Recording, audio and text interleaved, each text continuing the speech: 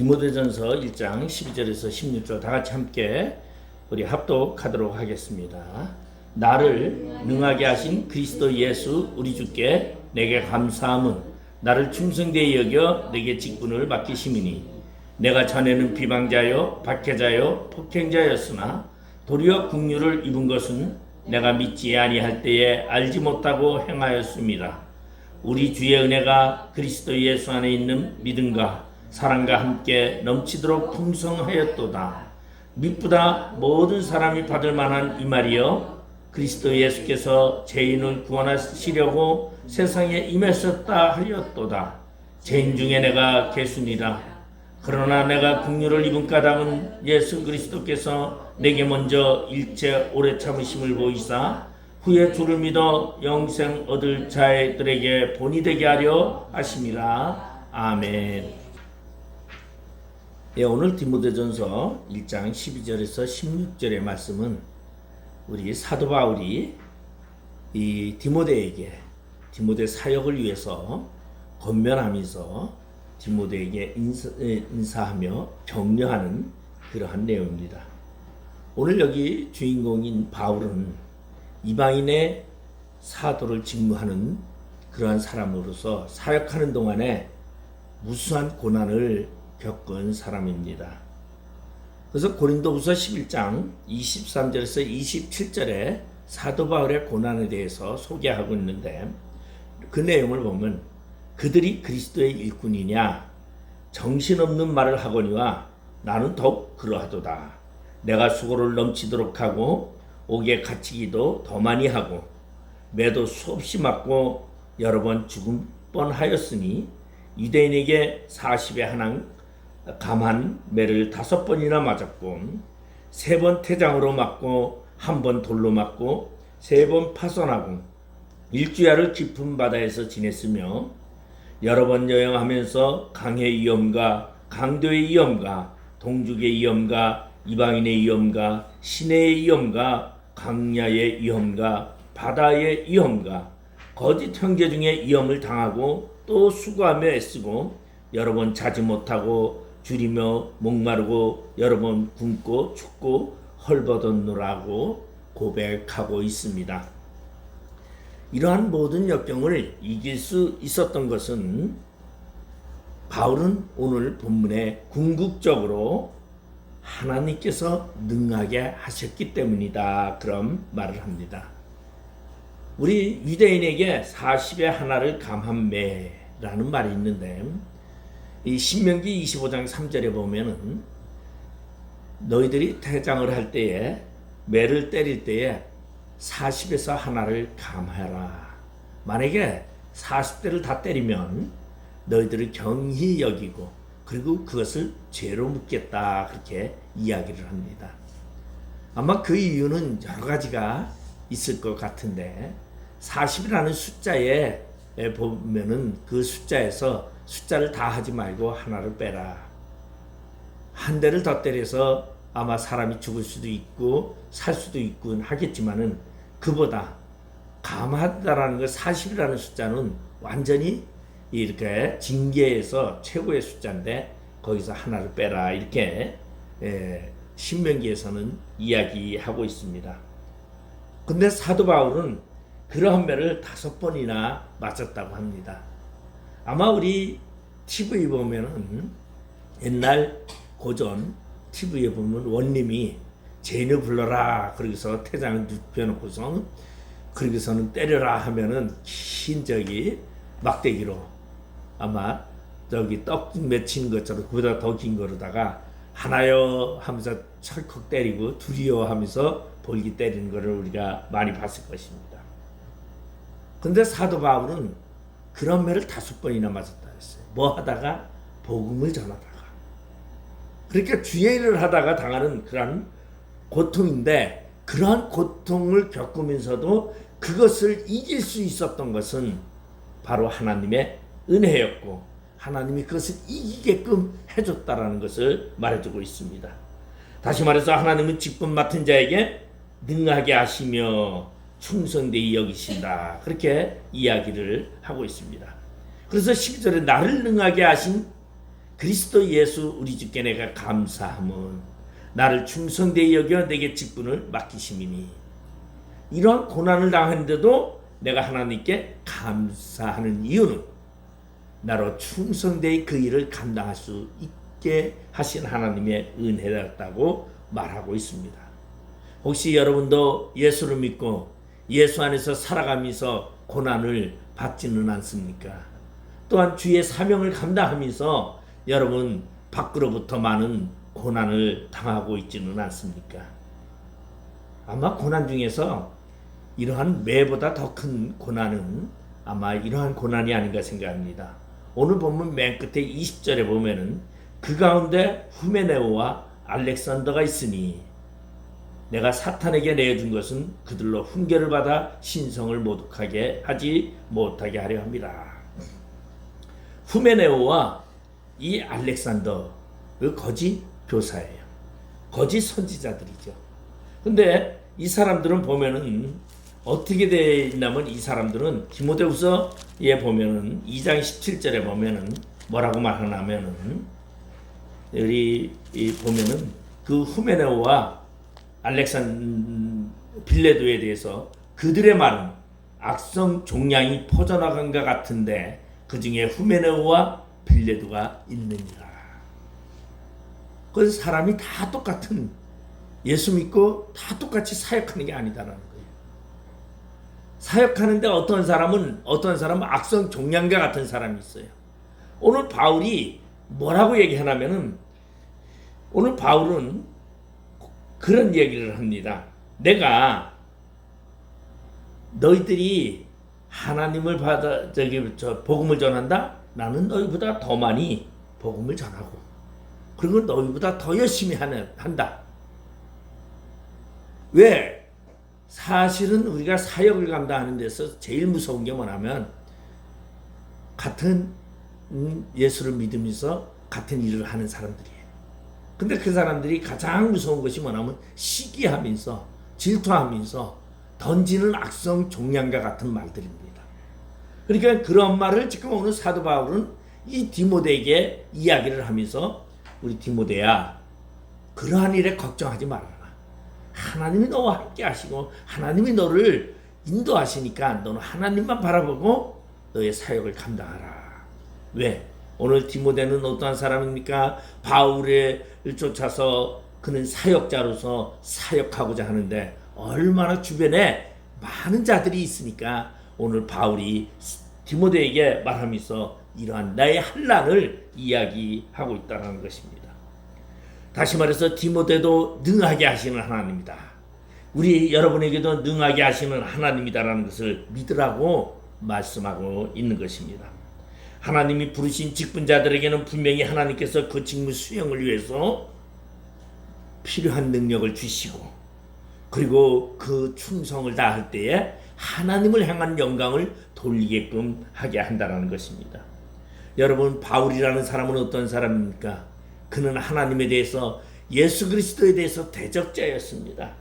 하나님을 믿는다고 하면서 그는 말 그대로 예수 믿는 사람을 대적하는 그러한 자였는데, 그가 하나님의 은혜를 알게 되고 그리고 하나님의 섭리를 알게 되자 그는 사역자로서 자신의 임무를 다 감당할 수 있었다는 것입니다. 그래서 그는 14절에 보면 이런 말을 했죠. 우리 주의 은혜가 그리스도 예수 안에 있는 믿음과 사랑과 함께 넘치도록 풍성하였도다. 오늘 40에 하나 감한 매를 5번이나 맞고 3번 태장을 맞고 1번 돌을 맞고, 그리고 배를 탔는데 3번이나 파손하고, 그리고 바다 가운데서 위험 속에서 강의 위협, 사막의 위험, 들의 위협, 그리고 거짓 형제 중에 위험을 당하고도 그는 주의 은혜가 감사하다고 이야기합니다. 오늘 우리의 신앙도 그래야 된다는 것이죠. 왜? 이 세상은 악이 만연하고 악이 모든 것을 좌우하고 있기 때문에 하나님의 뜻대로 살려고 하고 하나님께 충성되게 하려고 하면요, 마귀가 넘어뜨리려고 그럽니다. 그러니까 마귀가 넘어뜨리려고 하는데 마귀에게 사로잡힌 자들은 어떻게 하겠습니까? 길을 쓰고 하나님의 종들을, 하나님의 사람들을 넘어뜨리려고 하는 거죠. 그러면 오늘 사도 바울은 이야기를 하면서 하나님의 은혜에 감사한다고 했는데, 그럼 그러한 거짓된 자들은 어떠한 자냐? 그러한 자들은 이렇게 말을 합니다. 나는 양심대로 산다고 말하는 사람들이 그렇게 대체적으로 거짓 증인이 많습니다. 양심대로 산다라는 것은, 그것은 좋은 것이 아니라 양심이라는 것은 이미 버림받은 것입니다. 왜냐하면은 우리 사람은 원래 죄인으로 태어났어요. 악으로 태어났어요. 성악설이에요. 여기에 이제 교리적인 차이가 있습니다. 칼빈은 성악설이고 알미니아는 성선설이에요. 그래서 알미니아는 태어나가지고 아이가 태어나서 죽으면 성선설이니까 아이가 태어날 때 모두 선으로 태어났기 때문에 천국에 간다 그래요. 죄를 안 졌기 때문에. 근데 우리 칼빈은 뭐라고 말합니까? 태어날 때 이미 죄인으로 태어났다. 그 죄가 무슨 죄냐? 원죄라는 걸 말하고 있어요. 그럼 양심을 말하는 사람들은 원죄를 모르는 사람들입니다. 그러면 양심을 가지고 살아간다는 것은, 자기 양심을 가지고 살아간다는 건 자기 기준과 자기 판단으로 살아가는데 이미 자기가 죄인인 것을 알지 못한다는 거죠. 그렇기 때문에 그런 사람들은 원죄를 알지 못하기 때문에 하나님에 대해서 진정한 하나님의 은혜를 발견할 수가 없습니다. 그리고 하나님의 창조 섭리 가운데서 우리의 조상 아담과 하와가 지은 그 죄에 대해서 그들은 망각하고 있다는 것입니다. 그리고 그들은 그 양심이라는 것을 가지고 자연인의 표현으로 말하면서 도덕적인 악행만 저지르지 않으면 된다, 그렇게 이야기를 하죠. 우리는 죄로부터 구원을 받았어요. 원죄로부터 구원을 받았어요. 이것은 뭐예요? 하나님으로부터 받은 은혜로 말미암아 예수 그리스도의 십자가의 사건은 우리를 원죄로부터 해방해 주었다는 것을 얘기하고 있어요. 근데 왜 이러한 얘기가 나오나 하면, 오늘 바울이 지금 복음을 전하는데 바울의 복음을 방해하는 자들이 있었어요. 그들이 후메네오와 이런 알렉산더가 있고 빌레도도 있고 그럽니다. 근데 이런 사람들은 뭐예요? 부활은 없다라고 하는 사람들이에요. 그것만 아니라, 그리고 알렉산더 같은 사람은 바울을 대적하는데, 굴이 세공업자인데 이는 바울을 대적해가지고 자기도 하나님의 사람이라고 얘기를 하죠. 오늘날도 우리 세상에 보면요, 자기도 하나님의 종이라고 말하고 자기도 하나님의 사람이라고 말하면서요, 진정한 하나님의 사람들을 비난하고 무시하는 사람이 굉장히 많다는 것이죠. 어떻게 보면 그들이 더 똑똑한 것 같고 더 잘 사는 것 같아요. 왜? 양심에 따라서 살기 때문에. 근데 우리는 양심에 따라 사는 것이 아니라 은혜에 따라 사는 겁니다. 여러분, 우리가 양심을 가지고 살아가는 것은 절대 아닙니다. 양심을 가지고 살아간다는 건 자연인을 말하고 있습니다. 하나님이 없는 사람을 말하고 있습니다. 우리는 무엇을 따라서? 하나님의 은혜에 따라서 살아가는 사람입니다. 그러면 양심으로 말하는 사람은 자기 죄를 모릅니다. 원죄를 몰라요. 도덕적인 윤리적인 죄만 죄라고 생각하고 있습니다. 그런데 우리는 원죄를 해결해 주시고 자본죄도 해결해 주시는 예수 그리스도로 말미암아 우리가 은혜 받았다는 것을 우리는 말하고 있습니다. 바울은 율법으로는 흠이 없는 자라 그랬어요. 그러면 그는 어떠한 사람입니까? 바울도 과거에는요, 어떠한 사람이었어요? 양심에 따라서 살던 사람이었어요. 율법으로는 흠이 없는 사람.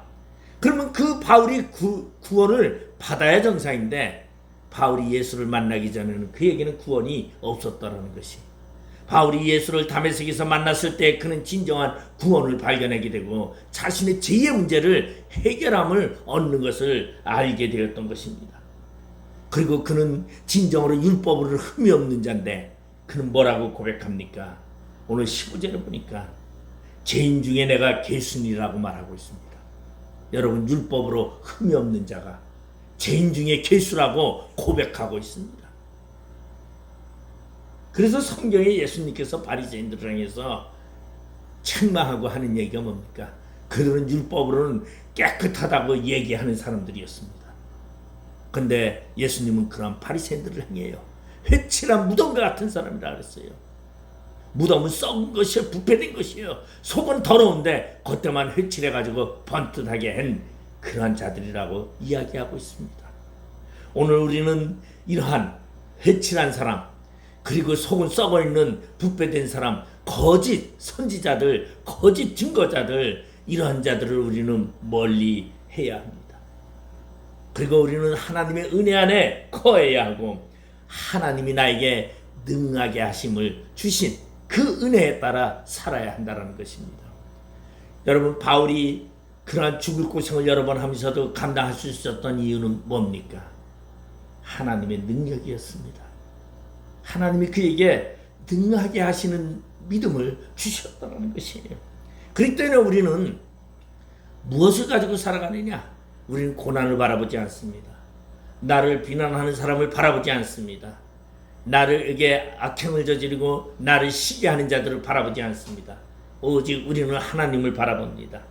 그런 바울이 지나다가 과거에는요, 율법으로 흠이 없던 때는 이런 말을 하지 않았는데 그는 오후라 공고하다고 얘기합니다. 누가 나를 이 공고하면서 건져줄 것이냐고 말했는데, 이제 바울은 자기 사역을 감당하면서 뭐라고 말합니까? 고린도전서 4장 16절에 보면 나를 본받는 자가 되라, 그렇게 얘기합니다. 그러면 나를 본받는 자가 되라고 말하는 이 바울은 무엇이 그의 마음을 자신 있게 했을까요? 율법이었을까요? 그가 살아가면서 양심적인 삶을 살아서, 아니면 그가 죄를 짓지 않아서? 아닙니다. 예수 그리스도와 동행하는 삶 속에서 나를 본받으라고 바울은 이야기하고 있다는 것이에요. 그러면서 바울은 그런 이야기를 합니다. 예수님도 그런 얘기를 했죠. 예수님은 뭐라 하느냐? 누구든지 나를 따르려거든 자기 십자가를 지고 나를 따르라고 했습니다. 예수님의 제자가 되는 것은 십자가를 지는 일이에요. 근데 그 십자가가 쉽습니까? 오늘 바울은 이렇게 고백합니다. 그 십자가, 나도 능하게 하시는 하나님이 나로 그것으로 충성하게 하신다고 말하고 있어요. 여러분, 우리에게 주어진 십자가 힘들고 어렵습니다. 우리에게 주어진 십자가 무척 어렵고 고난이겠죠. 그러나 그것을 이길 수 있는 힘은 예수 그리스도로 말미암는다라는 것입니다.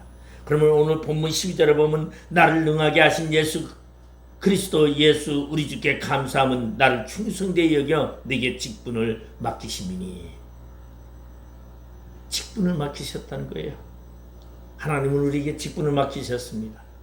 목사의 직분, 장로의 직분, 권사의 직분, 성도의 직분, 여러 가지 직분으로 우리를 맡기셨다는 것이. 여러분, 직분 받은 자는 얼마나 감사해야 되는지요, 얼마나 좋아해야 되는지 우리가 함께 생각해 봐야 합니다. 여러분, 직분이라는 것은 열심히 한다고 주는 것이 아닙니다. 그것은 누가 보니까 대통령이 이번에 바뀌고 나니까요, 장관들, 차관들은 이제 막 저걸 하더라고요. 근데 대통령이 그 장관을 세우던 차관을 세우던 그 담당자를 세울 때는 거기에 적합한 사람을 세웁니다. 그죠? 근데 우리 국민이 봤을 땐 영 아닌 사람이 너무나 많아요. 그래도 대통령이 세우면 세우는 거예요. 그걸 누가 직분을 맡기는 자가 주면은 직분을 맡게 되는 것입니다. 그런데 밑도 끝도 없이 주지는 않는다는 거죠. 하나님이 우리를 직분을 줬을 때는 못하게 우리가 그 직분을 감당할 수 있도록 하나님이 우리에게 능력을 주신다는 거죠. 그래서 능하게 하신다는 거예요. 내가 그것을 내가 하는 것이 아니라 누가 하느냐? 예수 그리스도를 통해서 하게 된다는 거예요. 단지 우리는 뭐만 하면 되느냐? 예수와 함께 걸어가기만 하면 돼요. 예수와 함께 동행하기만 하면 됩니다. 그러면은 내가 그 주님께서 맡기신 모든 일을 다 감당할 수 있어요. 누가 하느냐? 예수님이 직접 합니다. 우리는 곁다리 낀다 그래요. 그런 거를. 옛날에 그런 것이죠. 예? 아주 능력 있는 사람하고요 같이 하는데, 만약에 제가 컴맹이에요. 컴퓨터를 하나도 못 만져요. 근데 제가 아는 사람이 아주 컴퓨터 천재예요. 너무 잘해요. 그런데 누가 숙제를 내줬어요. 근데 나는 못하지만 나는 불러만 주면 돼요. 그러면 옆에서 컴퓨터 잘하는 사람이 다 작성해주고 서류도 만들어주고 다 하면은 사람들이 봤을 때 그거 누가 했다 그래요? 네? 저는 못하지만 제가 했다고 해요. 왜?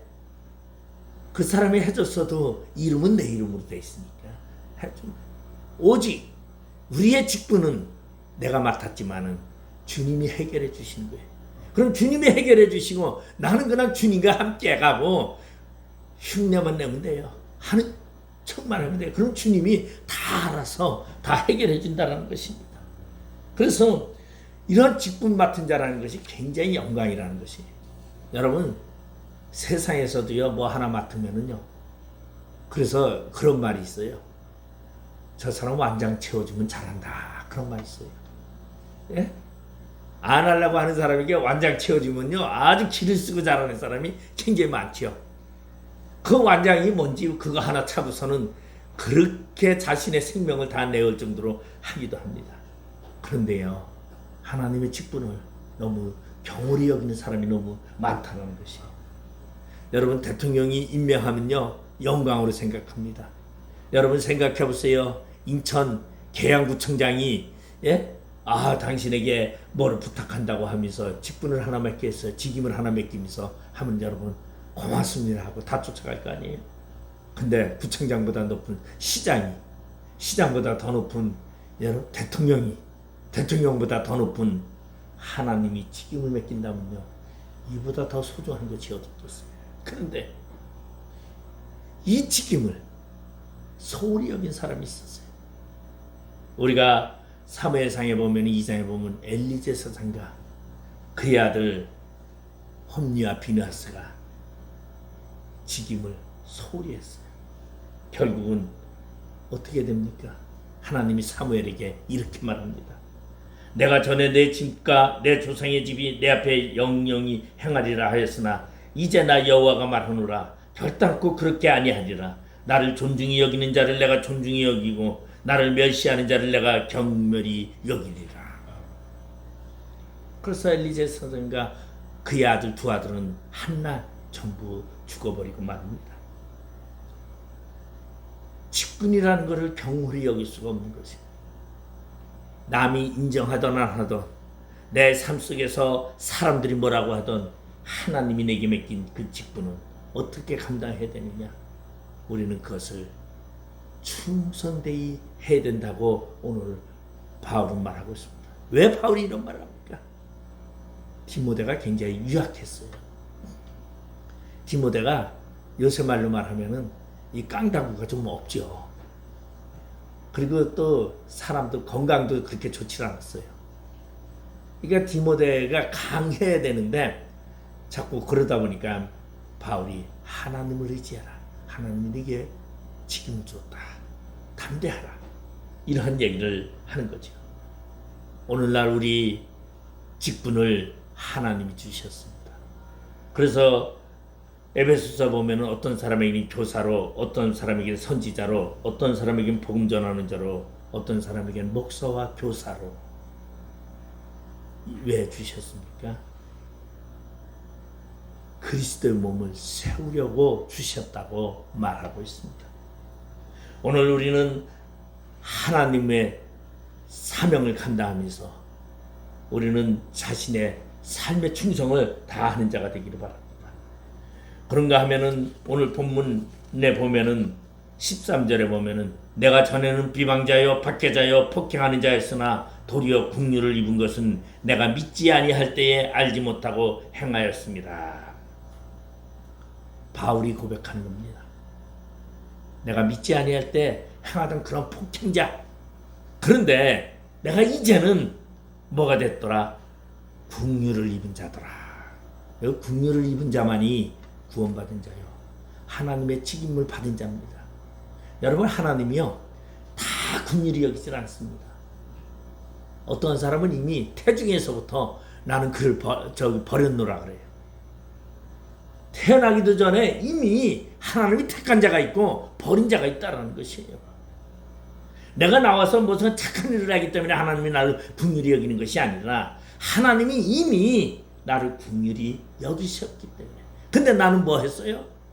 지금껏 비방자요, 박해자요, 폭행자였어요. 그런데 내가 그런 나쁜 자였는데도 하나님이 나를 긍휼히 여기서 내가 그 하나님이 나를 긍휼히 여기는 것을 알지 못할 때 내가 행하던 일이라고 바울은 고백하고 있습니다. 여러분, 우리는 하나님의 긍휼함을 받은 사람이에요. 긍휼히 여김을 받은 자만이 하나님의 천국의 백성이요 하나님의 사람이라는 것을 말하고 있습니다. 여러분, 우리 하나님의 긍휼함 속에서 날마다 승리하는 자 되시기 바랍니다. 여러분, 긍휼이라는 것은요, 예수님이 이런 말을 했어요. 한 바리새인이 예수님을 초청을 합니다. 그러니까 예수님이 그 바리새인의 집에 들어갔는데 그때 죄 많은 한 여인이 항유를 가지고 와가지고, 그리고 예수님이 뒤로 가서 그 발 곁에 서서 울면서 눈물로 그 발을 적시고 자기 머리털로 닦고 그 발에 입 맞추고 그리고 항유를 붓습니다. 발 위에.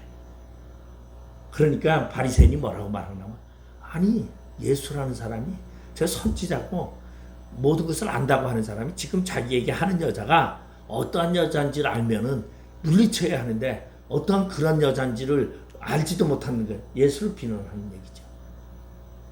예수의 예지력과 능력을 비난하는 것입니다. 그런데 그때 예수님께서 그 바리새인에게 이렇게 말합니다. 500데나리온 빚진 자와 50데나리온 빚진 자가 있는데 채권자가 둘 다 탕감을 해주었다. 그러면 누가 더 채권자를 사랑하겠느냐? 그러니까 이 바리새인이 500데나리온 빚진 자죠. 그래, 내 말이 옳도다. 너는 이 여자를 보았느냐? 내가 내 집에 들어올 때에 너는 내게 발 씻을 물도 주지 않았고, 그러나 이 여자는 눈물로 내 발을 적시고 그 머리털로 닦고, 그리고 너는 내게 입 맞추지 아니했으나 이 여자는 내 발에 입을 맞추었다. 그리고 너는 내 머리에 감람유를 붓지 않았으나 이 여인은 향유를 내 발에 부었으니 그러므로 누가 더 사랑함이냐라고 말합니다. 여러분, 하나님은 우리를 사랑합니다. 죄가 많은 사람이 은혜를 더한다고 합니다. 그러면 우리가 죄라는 것이 무엇입니까? 우리가 도덕적인 죄, 윤리적인 죄, 양심의 문제를 말하는 것이 아닙니다. 원죄, 그리고 살아갈 자법죄에 대해서 말하고 있습니다. 나는 죄를 세상에 살면서 죄를 남보다 덜 졌으니까 나를 하나님이 사랑 아니요. 우리는 태어날 때부터 이미 죄인 중에 괴수입니다. 그러니까 바울이 하나님의 은혜를 알고 나니까 나는 죄인 중에 괴수다라고 고백한 겁니다. 오늘 우리는 하나님의 은혜를 알아야 합니다. 그리고 그 은혜를 알았으면 뭐가 되어야 되느냐? 본이 되어야 된다는 거죠. 본이, 우리를 하나님이 은혜로 우리를 정결케 하고 하나님의 거룩한 백성으로 만든 이유가 너희는 본이 되어라. 바울이 그래서 나중에 너희는 내게와 배우라고 말하고 있습니다. 여기서 배우라는 것은 그가 율법으로 거룩함을 말하는 것이 아닙니다. 무엇이었죠? 주님과 동행하는 삶, 그것을 배우라고 말하는 것입니다. 주님과 함께하는 삶을 배우라고 말합니다. 왜? 오늘날 우리가 살아가는 이 세상은요, 주님과 함께 걸어가기가 너무나 힘듭니다. 주님과 함께 동행하기가 너무나 힘듭니다. 우리가 살아가는 이곳은 마귀가 언제나 유혹하면서 마귀가 나와 함께 하자고 합니다. 그것을 거절하고 주님과 동행하는 것, 그것은 무엇으로만 가능하느냐? 바로 14절에 우리 주의 은혜가 있는 자만이, 은혜 받은 자만이, 있다는 것입니다. 그래서 바울은 죽을 뻔하는 그런 고비, 40에 하나를 감한 매, 그리고 그는 태장, 여러 가지 짐승의 죽을 고비도 있었지만은 하나님의 은혜에 감사하다고 말하고, 그 은혜를 알고 나니 나는 죄인 중에 괴수라고 고백할 수밖에 없었습니다. 그리고 그는 그러면서 나를 본받으라고 이야기하고 있습니다. 오늘 우리는 주님을 본받는 자 되시기 바랍니다. 바울이 주님과 동행하니까 나를 본받으라고 말한 것처럼 여러분, 우리는 예수와 동행하면서 많은 사람들을 향하여 나를 본받으라고 말할 수 있는 그러한 믿음의 사람이 되시기를 주님의 이름으로 축원드리겠습니다. 기도하시겠습니다. 아버지 하나님, 은혜를 감사드립니다. 언제나 우리와 함께 하시며 우리 가운데서 오늘도 역사하시는 하나님, 우리를 긍휼히 여기시고 주님의 은혜 가운데서 불러주심을 감사합니다. 나의 나 된 것은 예수 그리스도의 은혜라고 고백하는 우리의 삶이 되게 하여 주시옵소서. 예수님의 이름으로 기도드리옵나이다. 아멘.